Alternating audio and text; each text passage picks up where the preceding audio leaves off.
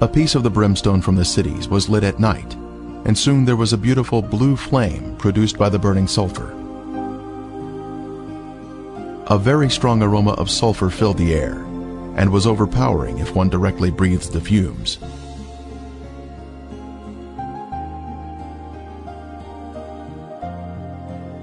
Exploring the cities further, more brimstone was found of various shapes and sizes.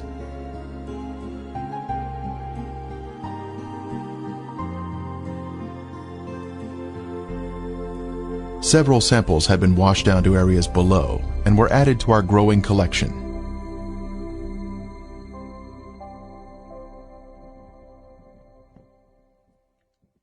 This brimstone is made of monoclinic, white sulfur that has been burned or cooked at a high temperature. It is quite different from natural sulfur that is formed in geothermal areas. Samples were taken to a lab for analysis.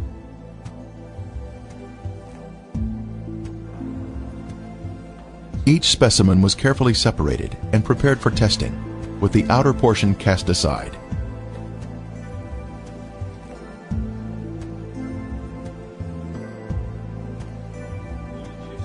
Next, the samples were dried and placed in a rock crusher. Then they were pressed onto a disc. Then they were loaded into a machine for the semi-quantitative X-ray analysis. Each sample was individually transported into the testing chamber for analysis. The results proved to be quite amazing.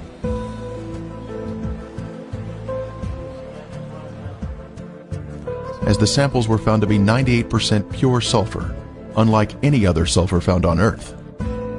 This pure, cooked sulfur is the heavenly marker that was left behind to show the world that the Lord, without a doubt, destroyed these sinful cities at His command.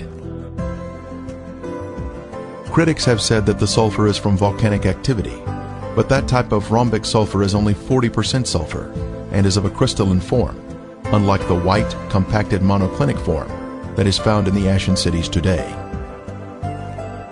Here is a round piece of brimstone embedded in a section of ash.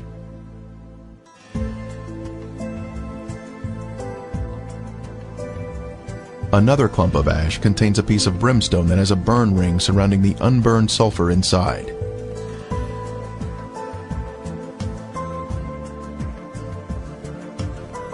This mound of material has a lid that easily comes off, revealing the round nugget of brimstone inside.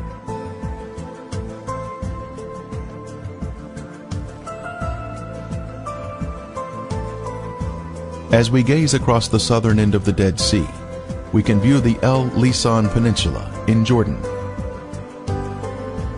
Apparently the city of Gomorrah extended over to this peninsula in the days of Lot. One can find the same white formations in this area. Ashen formations are seen, including walls extending out at 90-degree angles. We can also see clumps of gypsum scattered on the ground, like this one here. Brimstone is also found in this area. Incredibly, a Byzantine-era church was constructed here, as noted on this sign, built here because the area was known for its biblical significance.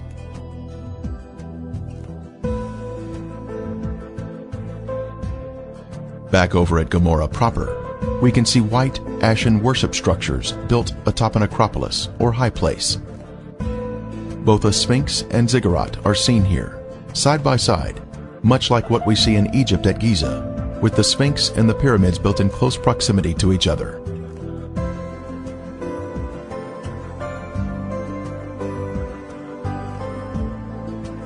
While inspecting Gomorrah, other visitors arrived to view the unusual formations. The sphinx is made of a white material, whiter than the ash surrounding it. Perhaps it was built of more expensive components and dedicated to their pagan gods. The sphinx represented a god of protection, but even it was consumed in the flames.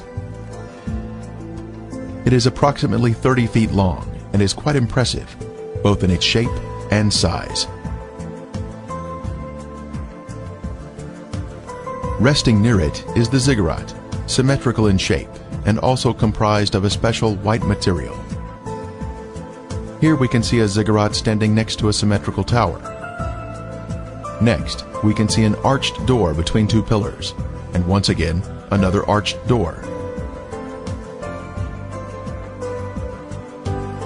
As we scan across the city, our eye notices a raised white formation in the distance.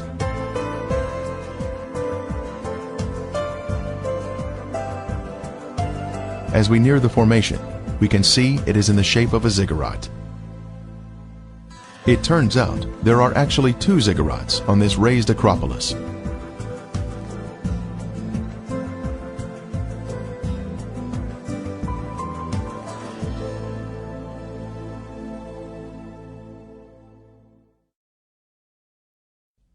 As we stood next to one of the ziggurats, our team found perfect specimens of melted brimstone, where the liquid from the burning sulfur had cooled down, forming a hard, crystalline shell around the unburned sulfur that was hidden inside.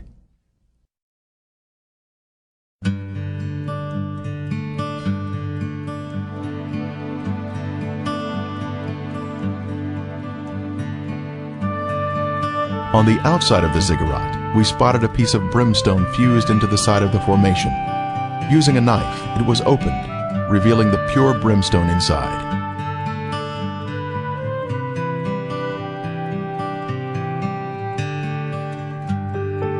Resting on a ledge of the ziggurat, we see another sample of brimstone that was opened with a knife, once again revealing the pure sulfur inside.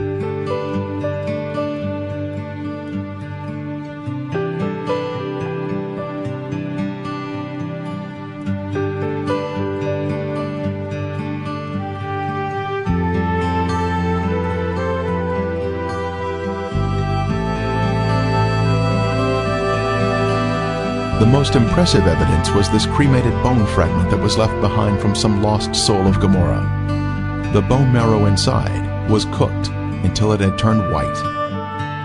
This is a moving testimony of God's power to destroy those who reject the Holy Spirit. Are we in the will of God, allowing the Holy Spirit to guide us into obedience? Or are we part of the rebellious and lost?